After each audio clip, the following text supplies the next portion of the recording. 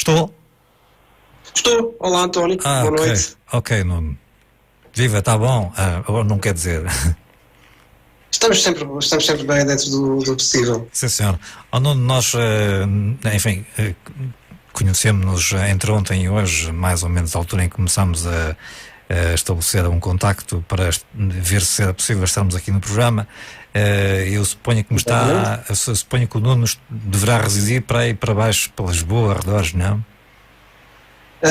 Por acaso um pouco mais a sul, mais propriamente em Alcácer do Sal, portanto Alentejo, se bem que estou aqui de passagem porque os últimos anos tenho estado mais ativo no Reino Unido, na Inglaterra, e então aquela fase das férias vir ao Alentejo, estar aqui um pouco, trabalhar também um bocado sobre o assunto, estar mais um pouco dentro do terreno, digamos assim. Eu percebi numa conversa que tivemos anteriormente que tem havido essas deslocações à Inglaterra, mas não sabia que estava lá mais do que cá.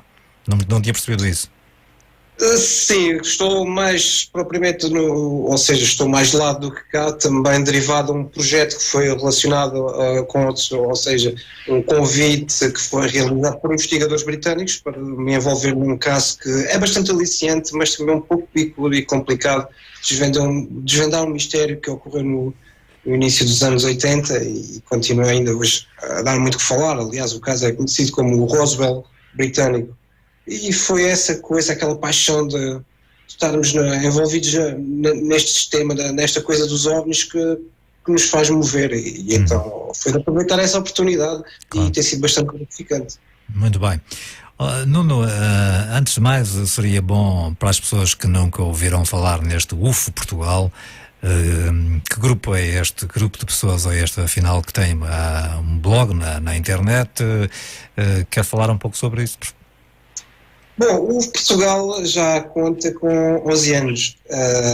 Acho que é um grande êxito que foi alcançado nos últimos anos. Portanto, ele nasceu em 2007 e começou com algo básico, ou seja, na época já tínhamos inúmeros sites, tínhamos imensa informação na internet, mas a quantidade era tão elevada em que a maioria destas notícias que surgiam, elas eram falsas ou não, havia uma falta de consistência, um pouco da verdade, e notava-se que havia ali alguma fantasia, havia sempre um acrescentar da história real, e claro, havia certas coisas que teriam uma pseudo-explicação. Mas está a referir-se, enfim, aos relatos que existiam por aí espalhados em vários grupos. Exatamente. Notícias que vão surgindo na televisão, nas rádios, nos jornais, etc. Digamos que de um modo geral sim, porque também a imprensa, eu acho que em alguns casos exagerou um pouco. E foi daí que nasceu o UFO Portugal. Ele veio talvez daquela de não me sentir muito à vontade com aquilo e querer fazer alguma coisa diferente. Então na altura surgiu a ideia de criar o UFO Portugal. Começou com o blog, que ainda hoje continua ativo, e a partir daí começamos a trabalhar mais no assunto, a tentar fazermos nós próprios, dar o nosso melhor a nível de uma análise, ou seja, tentamos fazer uma análise não muito aprofundada, mas dentro daquilo básico que nos é possível e consoante as ferramentas que temos ao nosso alcance. Começamos a trabalhar com o blog, o UFO Portugal. Hoje é reconhecido na comunidade europeia. Aliás, ganhamos o estatuto do oficial Partner of European Space Network, que é muito bom, ou seja, somos uma espécie de MUFON em Portugal, o que é muito gratificante. Isto significa que temos feito um bom trabalho e entre todos, eu e os restantes membros, todos que colaboram com um pouco do tempo que têm, uns para a imprensa, televisão, outros mais na parte escrita, eu por norma também entro um pouco na parte escrita, na análise, digamos assim, mas todos nós tentamos contribuir da melhor forma para que o fenómeno seja difundido e que as pessoas realmente tomem conhecimento que no céu não só existem aves ou aviões, existe algo mais do que vai além talvez da nossa compreensão. Portanto, alguma coisa está no céu, está no nosso espaço aéreo, no nosso e nos outros. E foi esta a finalidade do Portugal, é dar essa informação ao público, mas dar uma informação mais credível, um pouco mais trabalhada. É isso no nosso sentido, visto que a população ultimamente está com uma mente muito mais aberta. Tudo bem que os filmes, essas coisas de ficção que nós assistimos hoje em dia ajudam também um pouco a abrir a mente, mas também dá-se aquela percepção errada de que os seres que nos visitam, que são maléficos, que são negativos, que nos querem fazer mal, etc. E foi assim, digamos que é a nossa função no UF Portugal, aquilo que nós queremos pretender mostrar às pessoas realmente é que alguma coisa se passa no nosso espaço aéreo. Digamos que é essa a nossa missão. Ou seja, tentaram pôr um pouco uma certa ordem, se quisermos, na informação e, enfim, nos dossiês que havia e que conseguiram ter acesso, e também a partir daí parece-me que as pessoas vos contactam cada vez que veem, digamos, ou que há, enfim, há uma experiência de pessoas que conseguem, ou surge por acaso ou não. Cada vez que as pessoas têm uma experiência de verem alguma coisa que não conseguem explicar, essas pessoas entram em contacto convosco para vos fazer esses relatos. Aliás, eu partilhei através do vosso blog vários relatos, inclusive aqui em Guimarães, não é, Nuno? Exatamente. Nós somos contactados inúmeras vezes, digamos que semanalmente, em média. Não vou estar a querer fazer um acréscimo exagerado de e-mails, mas em média recebemos semanalmente uma média de 10 a 15 relatos. Uma grande parte tem uma explicação e nós fornecemos essa explicação às pessoas. Mas há ali uma pequena margem de 2, 3 relatos que nos deixam um pouco, como é que eu ia te explicar, ficamos ali um pouco também curiosos porque a descrição que a pessoa nos apresenta, ou quando é enviada uma fotografia ou um vídeo, após uma breve análise, quando vamos, por exemplo, tentar descartar os satélites, as aeronaves, perante aquela data e hora naquele local, a partir do momento em que conseguimos descartar a presença de um satélite, seja Iridium ou uma aeronave, ou até os próprios, e são bastante famosos ultimamente, os balões com as luzes LEDs. A partir do momento em que nós conseguimos descartar estas bases que são fundamentais, há ali mais qualquer coisa, independentemente de nós não conseguirmos identificar, quer dizer que não seja algo nosso. Daí o OVNI, que a sigla assim o diz, é um objeto voador não identificado. Agora, o que é realmente, aí é que está o grande mistério. E o grande mistério surge em alguns vídeos, em algumas imagens que nos chegam, quando determinado objeto faz um movimento ou tem um comportamento que não tem nada a ver com uma aeronave comum ou uma aeronave a jato, como nós conhecemos, e principalmente quando não existe som ou não existe um ruído do motor. E então as coisas tornam-se muito mais curiosas e mais intrigantes. Sobre Guimarães, sim, tivemos 2 relatos, aliás, 3 relatos.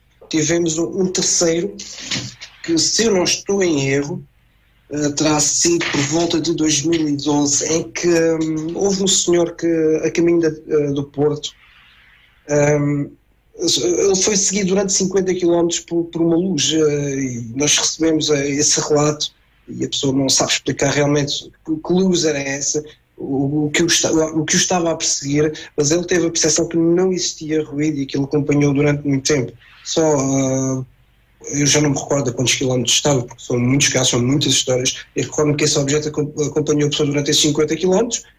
Num dos momentos de paragem é que esse objeto, ou seja, quando o senhor desceu da viatura, esse objeto aí sim acompanhou, além de acompanhar o carro, parou, mas quando a pessoa sai fora da viatura, esse objeto continua, segue viagem, ou seja, continua a sua deslocação aérea, e aí sim o condutor, neste caso, a testemunha, teve a noção que aquilo não produzia um som. Ele ainda julgou ser algum helicóptero na altura, e a partir do momento em que ele saiu do carro, ele realmente pôde confirmar que era tudo menos um helicóptero ou um avião, algo que seja comum nos nossos conhecimentos, nos nossos parâmetros. Todas as nossas aeronaves produzem imenso ruído, como nós muito bem sabemos. Depois tivemos outros 2 casos também interessantes, que são o tradicional relato de observação de luzes, movimentos anómalos, que as pessoas não conseguem compreender, que eu acho que é os relatos mais comuns e que têm mais, digamos, temos um maior número de relatos nesse sentido, que é a tradicional luz anómala, que a pessoa vê porque aquilo realmente também tem uma deslocação estranha, ora aquilo sobe, ora desce, ora faz o zigue-zague, e as pessoas veem essas coisas e é-nos enviado.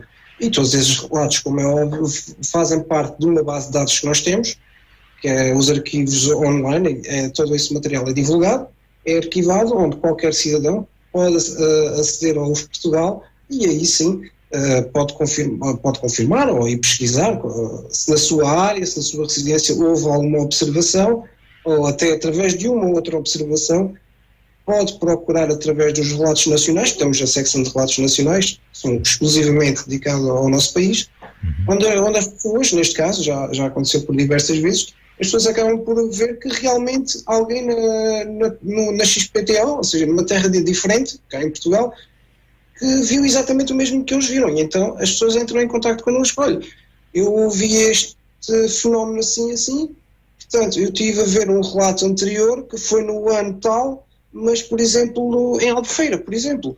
E as coisas tornam-se muito interessantes. E, claro, nós tentamos fazer uma triangulação realmente desse tipo de avistamento, e isso é muito importante que nós consigamos fazer. Muito bem, estamos em conversa com o Nuno Alves do UF Portugal. Nuno, não nos liga, eu vou ter que fazer aqui uma primeira pausa para um bloco comercial, já regressamos, estamos a falar de OVNIs e extraterrestres aqui no programa Café Duplo da sua Rádio Santiago, já regressamos. Ora bem, estávamos a falar, portanto, das pessoas que vos contactam para vos comunicar relatos de situações que observam ou não, porque também deve haver muita gente que vos contacta, digamos, para estarmos aqui um pouco a brincar, não é? Aos cowboys, não é? E neste caso aos OVNIs. Como é que à partida se distingue uma situação que poderá ter, enfim, poderá ser alguma verdade e algo que vocês notam logo que a pessoa pode querer estar, digamos, a brincar convosco? Sim, já nos aconteceu situações dessas. Aconteceu-nos, aliás, inúmeras situações dessas, mas não é muito difícil de perceber, porque quando a história é muito condimentada. São areias movediças, não é? Estas, não é? Exato. Ou seja, a história que as pessoas por vezes contam vai ser semelhante a uma outra já contada também. E, curiosamente, quando isso ocorre, quando isso acontece, as pessoas praticamente nunca têm uma imagem que as ajude a comprovar isso. E já aconteceu também, mesmo com vídeos, em que nós, através de alguns filtros, conseguimos registrar que esse vídeo foi feito de um telefone, por exemplo, diretamente no monitor de um computador. Portanto, as pessoas tentam fazer isso, tentam criar um falso relato, talvez no sentido ou não de nos testar se realmente conseguimos fazer um trabalho em condições, ou talvez, acredito que também de forma que as pessoas tenham alguma atenção. Eu acho que talvez seja mais isso que as pessoas procuram. Eu, como me formei também um pouco em psicologia criminal, aprendi um pouco sobre a psicologia da pessoa, não na normal, mas mais na criminal, embora estejam ambas um pouco conectadas. Isso foi uma das coisas que me ajudou e ajuda hoje em dia na obtenção dessa informação, a forma da escrita da pessoa, a forma como ela interage na parte do relato, é muito interessante. E uma das coisas, um dos fatores que eu acho que é cruciais, que quando a pessoa constrói o relato, é quando nós estamos disponíveis para a contactar, essa pessoa rejeita, tanto que rejeita como o nome não conhecido normalmente, com o contacto de e-mail. Claro. Através dos e-mails conseguimos rastrear a IP. A pessoa diz que é, por exemplo, diz que é de Santarém, e nós estamos a ver que a IP, por exemplo, está em Guimarães, por exemplo. Claro. Portanto, alguma coisa que não está a bater certo. Não certo. Exatamente. Então temos este procedimento de verificar. Eu tenho este procedimento de verificar as IPs de forma a ver se o relato coincide realmente com a fonte de informação da pessoa. E quando é mencionado se há um ou mais testemunhos da observação, curiosamente, quando estes relatos são fabricados, a pessoa nunca tem testemunhos. É um facto. Muito bem. Nuno, se calhar estamos a começar a conversa um bocado pela parte final.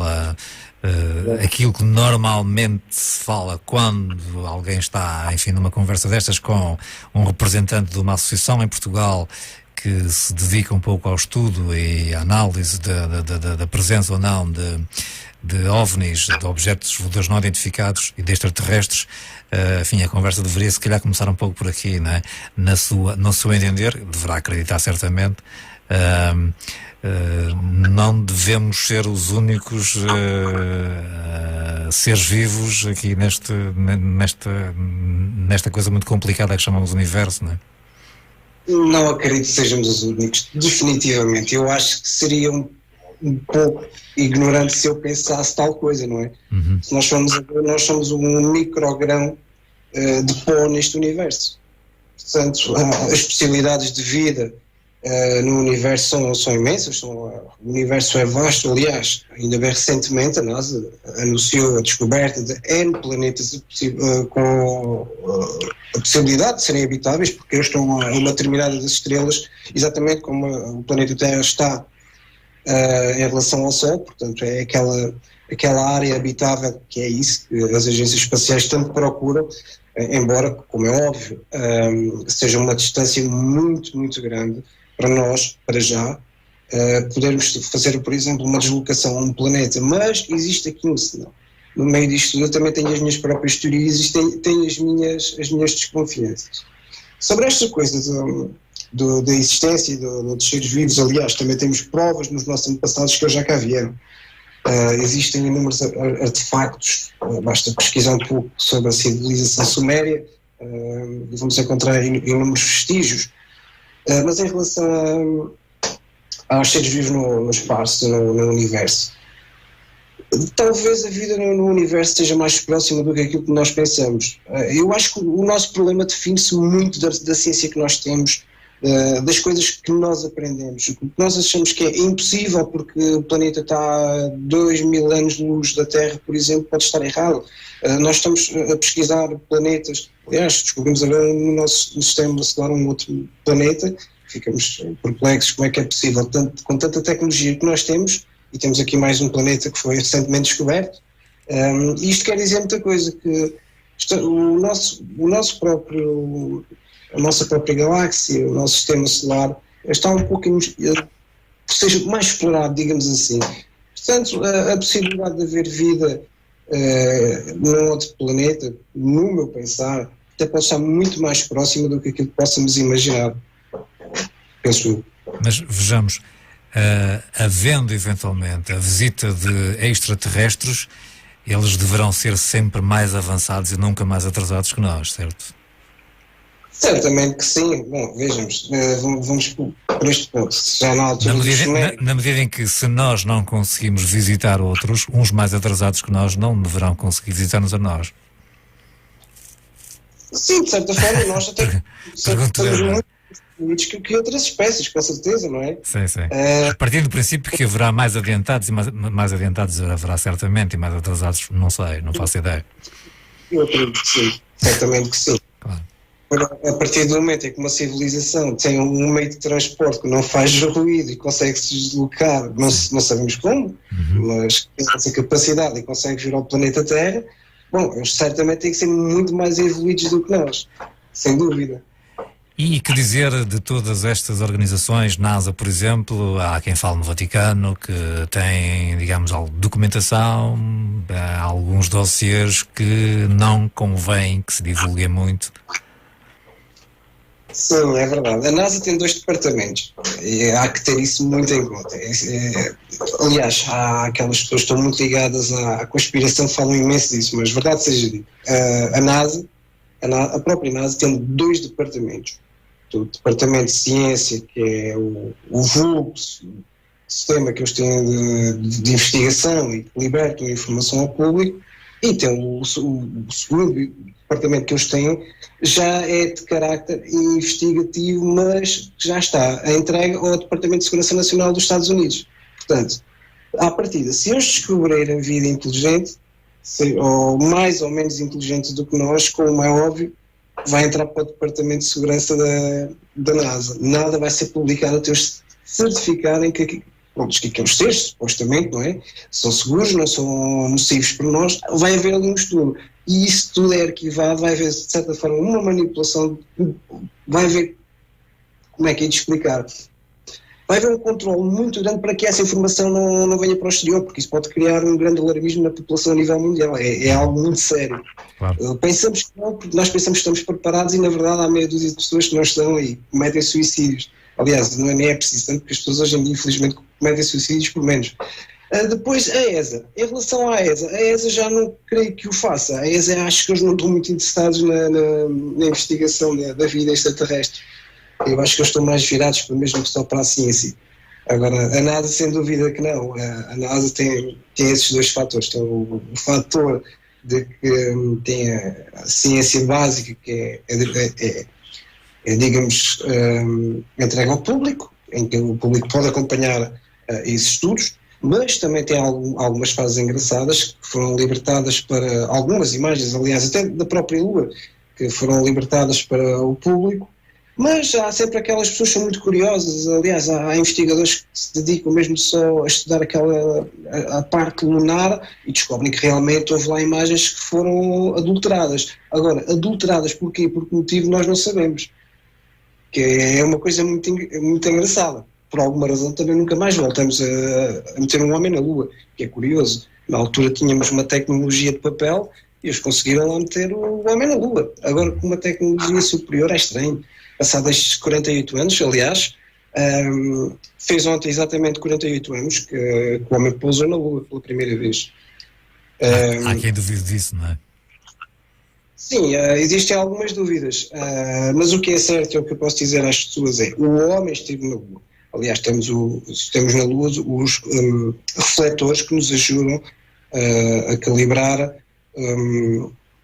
alguns componentes terrestres, como os telescópios de investigação, são calibrados através desses refletores. Portanto, o homem esteve lá definitivamente. Agora, a primeira lunagem não sabemos, não é?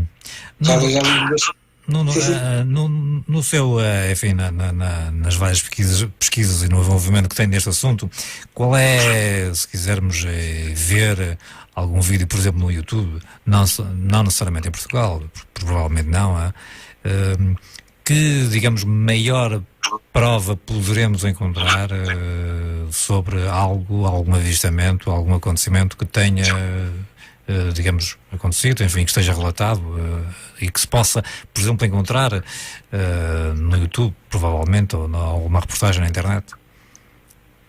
Bom, se formos falar de um caso, de uma história que tenha acontecido, que seja real, 100% credível, eu acho que o que nós mais temos é o caso de Rendlesham Forest.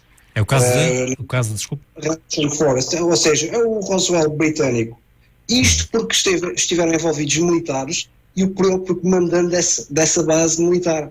Portanto, se as pessoas forem pesquisar no YouTube o Roswell britânico ou Rendlesham Forest, as pessoas vão encontrar esse caso que está muito bem documentado, até pelo canal História, mas está muito bem documentado.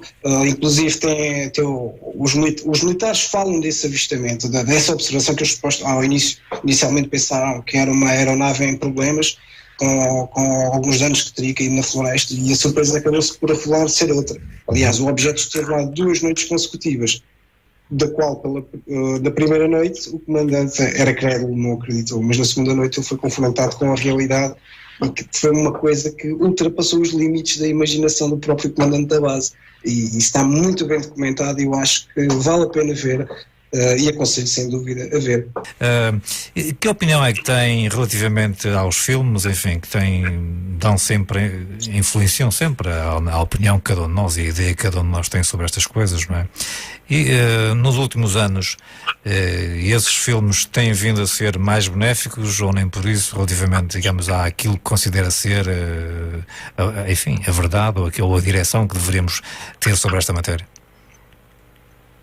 Bom, em relação aos filmes é um pouco relativo, porque depende de cada filme. Cada filme tem uma história sempre diferente uns dos outros.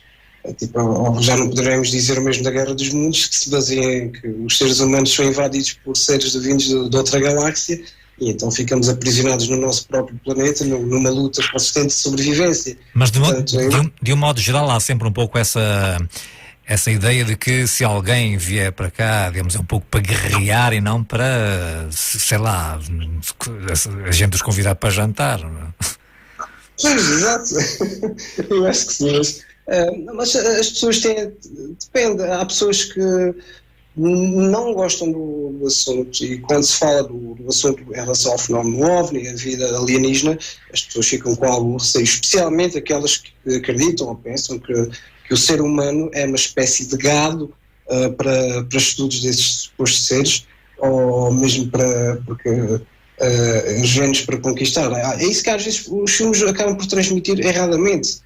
Por outro lado, temos filmes que já indicam o oposto, que era o antigo filme, não sei se muitos dos nossos ouvintes chegaram a assistir, que era o Cancún, que tem uns filmes excelentes contra a salvação, inclusive, em que nós participamos na salvação desses seres. Portanto, eu acho que vai também digamos que essas pessoas maioritariamente séniores, se bem me recordo do filme, elas tinham, digamos, a escolha delas era um pouco ficar na Terra com cancro, e parece-me que ir para outro sítio e o cancro ficava resolvido. Eu creio que a ideia era um pouco essa, não? Exatamente. Portanto, foram os filmes que me deram uma passagem muito positiva para o público. Mas é como eu digo, depende muito daquilo que as pessoas vejam. Claro. Mas eu creio que há um realizador, eu agora não me ocorre o nome, mas eu tenho a impressão que tem estado em contacto, aliás, com até alguns membros do vosso grupo, que veio a Portugal há dias ou há semanas recolher material para fazer um filme sobre Fátima, onde, pelo visto, a ideia que deverá transmitir é de que, em vez da aparição de Nossa Senhora, enfim, terá sido digamos, uma situação em que, digamos, um fenómeno extraterrestre, vá lá. Sim, sem dúvida, é verdade. Isso é um trabalho que tem sido desenvolvido pelo professor Joaquim Fernandes, um dos nossos melhores ovnologistas, e que é o nosso expert em relação ao fenómeno de Fátima. O nosso professor Joaquim Fernandes, que é uma pessoa da qual a comunidade da ovnologia estima bastante. E sim, eu também estou de acordo que o fenómeno não seja tão religioso assim consoante as pessoas assim o definem. Porque vejamos, há um pormenor muito interessante em que foi o milagre do Sol. Portanto, como todos nós sabemos, o milagre do Sol, ou seja, houve uma movimentação de uma luz do Sol. Nós sabemos que o Sol não mexe, se ele se aproximasse de tal forma nós ficaríamos completamente estorricados neste planeta, era impossível sobreviver. Portanto, o fenómeno que as pessoas definem, aquilo que está registado, sem dúvida que foi um objeto voador luminoso, porque era visível uma bola de luz, e viram de lá um ser a acenar, ou seja, que supostamente julgavam que era um santo, já não me recordo o nome, mas sim, sem dúvida, que eu acredito que esteja mais relacionado com o fenómeno OVNI. Aliás, até a própria ciência assim o indica. A ciência não indica que seja algo religioso, mas sim um objeto voador não identificado, que é muito interessante.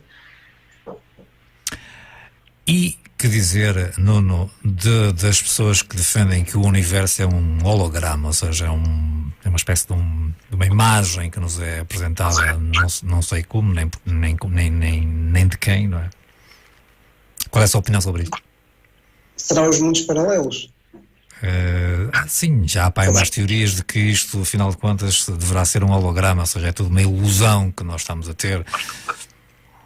É uma questão interessante, mas sinceramente eu tenho uma opinião muito formada em relação a esse aspecto. Existem tantas teorias e teóricos, pessoas que criam histórias sobre uma possibilidade de algo que não nos é completamente possível explicar. Eu, por acaso, fico curioso com essas situações, mas não me inteiro completamente sobre esse assunto. É como a Terra plana, por exemplo. Há pessoas que defendem que a Terra é plana, que não é redonda. Agora já outra vez essa ideia, enfim, há pessoas que estão a vir a terreno, vá lá, com essa teoria. Exatamente.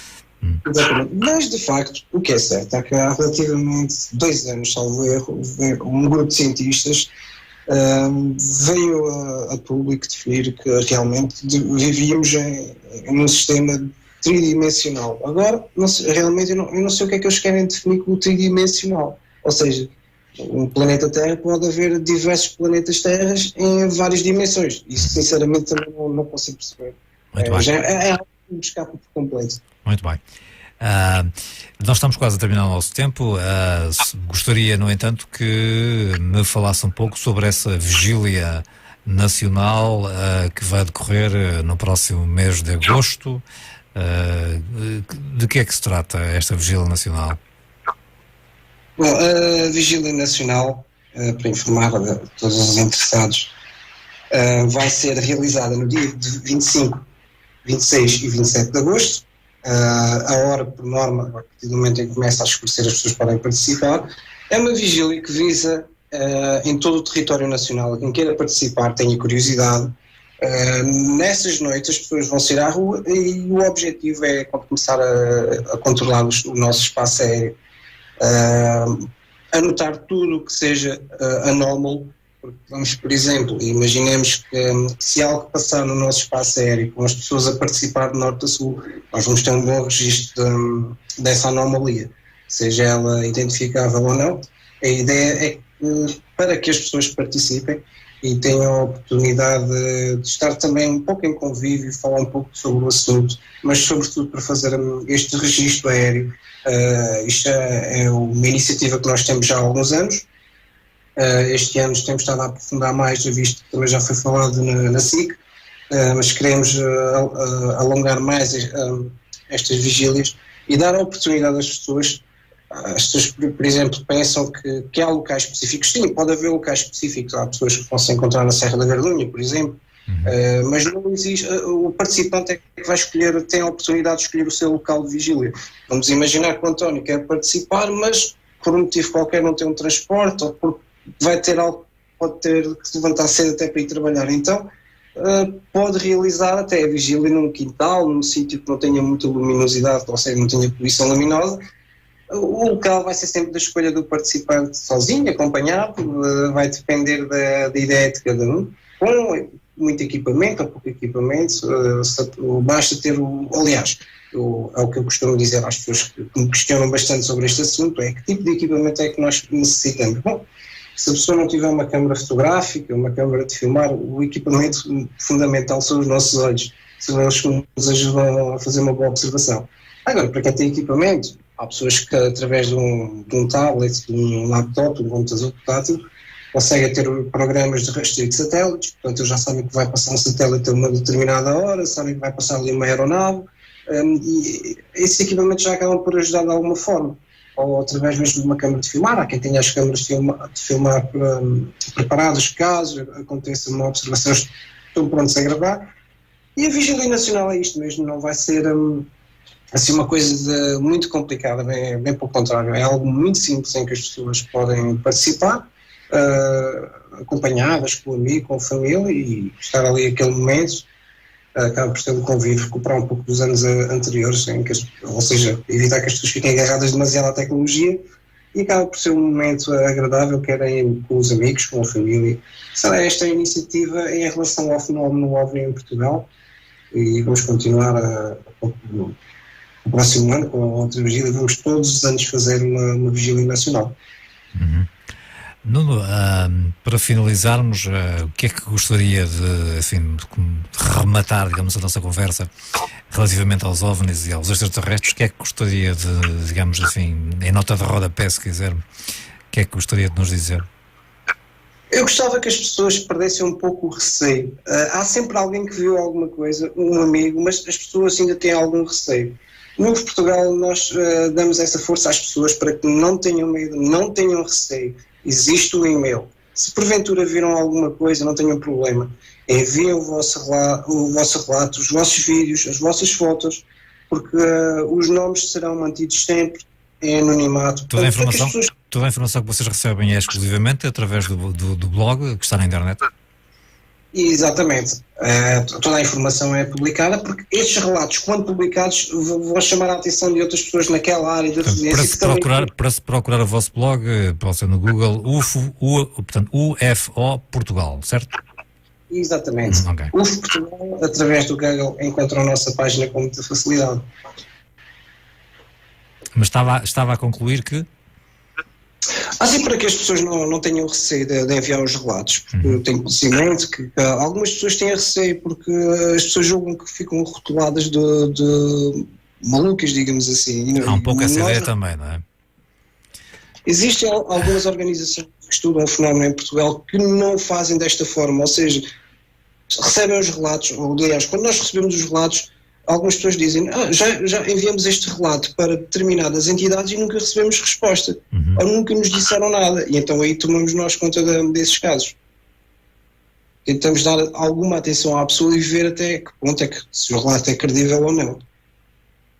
E então a ideia é dar a força às pessoas, ao povo, porque eu acho que existe alguma censura e por vezes essa censura também vem das próprias organizações que estudam o fenómeno OVNI. Portanto, há aqui um ponto que eu acho que é crucial, é começar a ouvir mais as pessoas, analisar os relatos em vez de simplesmente ignorar os relatos, que eu acho que isso não tem qualquer cabimento, especialmente quando as pessoas veem alguma coisa que nos querem transmitir e depois chegam à conclusão, então, mas eu vi alguma coisa, quis contar, quis divulgar, ninguém me diz nada, o que é que se passa? As pessoas ficam frustradas. Claro. E estas coisas, às vezes, elas não falam no cotidiano, não falam nos cafés, não falam nem tão pouco com a família em casa. O Nuno já viu, até porque há um vídeo que partilhou comigo por mensagem em Inglaterra. O que é que viu afinal? O que é que viu afinal? Olha, António, em pouco mais de um minuto, porque está-se a acabar o tempo. Aquilo já tinha visto anteriormente, ou seja, poucos minutos antes, estávamos a fumar e vimos um ponto brilhante no céu, portanto, nós, quando tentei pegar o telefone pela primeira vez, não consegui, só apenas na segunda. Mas era um ponto brilhante fixo e estava a uma grande distância. Mas a partir do momento em que tentei filmar a segunda vez, era notório, o António pôde observar, que o objeto desaparece num espaço, surge noutro numa fração de segundos, e eu próprio fiquei incrédulo quando consegui apanhar essa situação, porque nada na Terra tem aquele movimento, e o corpo humano, como nós sabemos, não consegue suportar aquela pressão, aquela força cinética. Ficámos completamente esborrachados. Agora, o que estava lá em cima, sinceramente, continua a ser um mistério. Nós não sabemos, mas é curioso, e eu acho que é um dos melhores vídeos. Tive a sorte de estar naquele momento e ter presenciado. Miraculosamente com o telefone consegui apanhar aquela situação. Aliás, foi notícia no Boston Stardom na Inglaterra, esse vídeo, mas foi uma situação muito hilariante e para mim, como eu sei que ele é autêntico, porque fui eu que o fiz, ou seja, não é aqueles vídeos que a gente vai buscar no YouTube, não deixou de ser hilariante. Foi uma situação, daqueles casos que acontece um em mil, digamos assim. Foi uma situação hilariante. Muito bem, Nuno Alves, quero agradecer a sua amabilidade de ter estado aqui connosco a falarmos deste tema.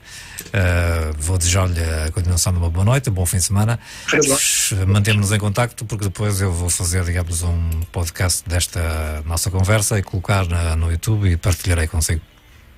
Com certeza. Uma boa noite ao António e uma boa noite a todos os nossos ouvintes.